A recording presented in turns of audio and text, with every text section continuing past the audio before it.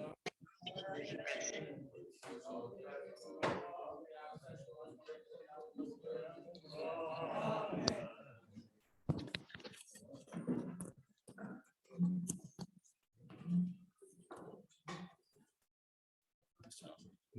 missed it last night.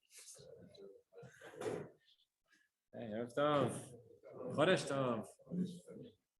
So we are Chodesh Av, Rosh Chodesh today, getting closer to Tisha B'Av. I thought we'd talk a little bit about the story of Kamtza bar Kamtza. Those of a familiar story, I'm sure to many of us. Those who've been doing Daf Yomi, came up not so long ago. The story, the Gemara in Gittin tells us that one of the stories that took place that led to the Churban, led to the destruction of the Beit HaMikdash, was the incident of Kamtza and Bar Kamtza. And obviously, there's something more going on. It's not just one isolated incident that led to it. But Chazal are using the story as a metaphor to teach us about what was going on in those days. And unfortunately, so much of the story is still very practically applicable today. So let us work through it and try and understand. And as with so many elements of Torah and of Torah Sheba'al Peh, it's a story which is well known. It's pretty simple on the surface, but every time you go, you can dig a little bit deeper, and there are more things that we can discover. So the story, as I say, is probably well known. Kamtza bar Kamtza charev Yerushalayim. Says the Gemara that over the incident of Kamtza and Bar Kamtza, Yerushalayim was destroyed. The Beit HaMikdash was destroyed. Right? What happened? There was a certain individual, Hau Gavra, which is interesting. Again, the Gemara doesn't tell us who he is. It was a dinner. This individual was having a dinner. It doesn't tell us who he was. And this person he had an ally named Kamtza, and he had an enemy named Bar Kamtza. Very similar names, very strange names. We'll see the Mepharshim have a lot to say about what the names mean as well. But he told his servant, go and tell. This was in the days before you could just send a WhatsApp invite. So he said, go and invite Kamtza to the party. Well, the person wasn't listening. He got it wrong. He went and invited Bar Kamtza. So Bar Kamtza arrives at this dinner, and he's sitting there and he's having his meal. And it was the first course, the second course, the fish, the meat, whatever it was. And the host, who's his enemy, he looks across the room. He's greeting everybody. His sworn enemy is standing there. He says, "What are you doing? You're ruining everything. You're going to ruin you're ruining the whole thing for me. I didn't invite you. Get out." So he doesn't turn to him and say, "Well, actually, you invited me." Whatever. There's a lot in this conversation that is left unsaid. But they're very embarrassed. Bar Kamtza says, "Okay, look, I'm here now." He says, "I'll pay for my meal. I'll pay for my plate." He says, "I don't care. Get out." He says, "Okay, fine. I'll tell you what. I will pay for half the function. Pay 50% of the whole thing." He says, "No, get out." He says, "I'll pay you for the whole thing, the whole dinner, the whole party, whatever, everything. It's on me. Just don't embarrass me. Don't chuck me out." He says, "Forget it. I don't want you here." So he gets up and he leaves. Bar Kamtza says to himself after he leaves, he says, everybody was sitting there. Everybody saw what happened. He says, how Rabbanan, the rabbis were sitting there at the top table. They saw me getting thrown out.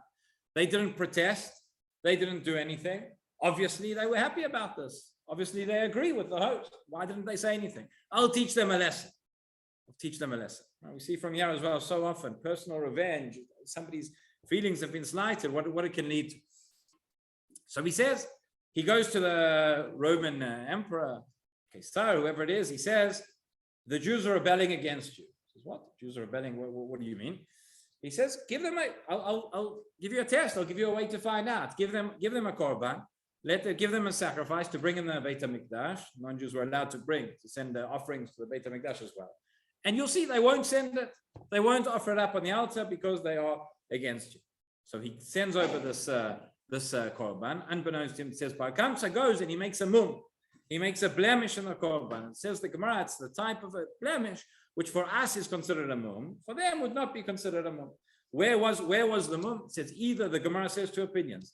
Either it was in the eye or it was in the lip of the sheep. Whatever it was. And then the Rabbanan sit together and they think what to do. They have this problem. They now have this korban, right? On the one hand, and they say maybe we should offer it up anyway because of Shlom Malchut, because we don't want to cause animosity from the ruling government. Maybe we should still offer it up. And they say no. Rabbi Zachariah ben Avkula says you can't do that. You can't do that because people will think that that you can offer up kodshim that's got a mum. You can't do that. So they say, okay, maybe Bar Kamtza, who's the one who came along and had this whole idea, he's the one who's going to go rat us out. He's going to go tell the government that what we're doing against them. So he's going to cause a threat to our lives, which ultimately did. Maybe he's a roidef. Maybe we should kill him, put him to death, so that he won't be able to go rat us out. Again, says Rabbi Zechariah ben Avkulis, you can't do that. People will say that somebody who puts a mum in kodshim is deserving of the death penalty. Okay, and then that's where most people know the story up to that point. It's not the end of it. Says the Gemara, then it has another line, which Mepharshim have a few different ways how to understand this. They say because of the anava of Rabbi Zechariah ben Avkulis, because of his humility of Rabbi Zechariah ben Avkulis, who wouldn't be machriya in any of these directions, whatever the language of the Gemara says, because of that, the Beit HaMikdash was destroyed and we were exiled. So that is the story. So obviously there's a lot to unpack, and there are lots of different parts, lots of different individuals, different parts of the story. If we look at it and we think where do we put the responsibility? Who was culpable for this? Obviously the answer is everybody was culpable. Everybody made mistakes here. There were things that were going on. But I think there's 2 points which are very, very interesting. One is one individual, where the whole thing started. You had this person who might have the most responsibility. Before we even get to Bar Kamtza, is the person who's having this dinner, who's having this event. We don't even know his name. He might be the most responsible because of the way he started this whole thing. He's the one who's got enemies. He's not talking to Bar Kamtza, talking to Kamtza, whatever. We don't even know who he is. We don't know his name. The Gemara just says how Gavra. And that's very interesting. So interesting. You see, the Gemara puts in the details that it thinks matter and leaves out the details that it thinks are not important. So the question I want to ask is that there's one person who gets a really bad rap in the story, and that's Kamtza. Right? The heading of the Gemara is Kamtza or Bar Kamtza Chava Yerushalayim. Yerushalayim was destroyed because of Kamtza and Bar Kamtza. Bar Kamtza, I understand. He is the one. He came. He wanted to take revenge. He had this whole plan, this whole conspiracy, etc. What about Kamtza? Kamtza didn't even know anything was happening. He's just sitting at home learning his daf yomi. I don't know what he's doing. He's not in the story. He's not there. Why is it destroyed because of Kamtza? What did he do wrong? So what? Oh, so this is very interesting. The names, as I said, Kamtza and Bar Kamtza, where do these names come from? Says the Maharsha, and says the Ben Ishchai and Ben Yoniyada and other Mepharshim. So maybe it's possible that actually Kamtza and Bar Kamtza, it's not by coincidence, that Bar Kamtza was the son of Kamtza. And then you have a strange situation, which again, unfortunately, we can probably understand to a certain extent nowadays. But you have within the same family, you have parents and children. One is one is an ally, and one is a sworn enemy, and they aren't talking to each other, and the one can come and the one can't come. And what's going on? We're talking about the times of Beit HaMikdash. We're talking about all of this is related to the problem of sinat chinam, of all these factions that are going on at the time, all the hatred that is taking place amongst the Jewish people, hatred that is taking place within families themselves.